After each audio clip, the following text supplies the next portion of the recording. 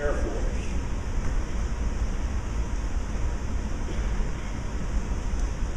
Sergeant Sullivan M. Faringi, U.S. Army.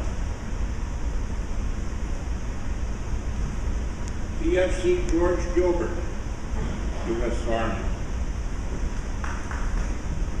Sergeant John Gilbert, U.S. Army.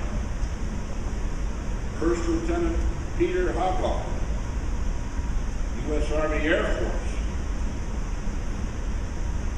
Seaman Second Class Howard Hayes, U.S. Navy. Sergeant Edward T. Jones, U.S. Army. Tech Sergeant George A. Jones, U.S. Army. EFC Richard Jones, United States Marine Corps. Tech Sergeant Harvey Jordan, U.S. Army. First Lieutenant Peter Forgacs, U.S. Army. Tech Sergeant Andrew Hershey, U.S. Army. PFC John Hershey, U.S. Army. Private John A. Curran, U.S. Army. PFC Augustus LeVay, U.S. Army. Private Joseph A. Lurie, U.S. Army.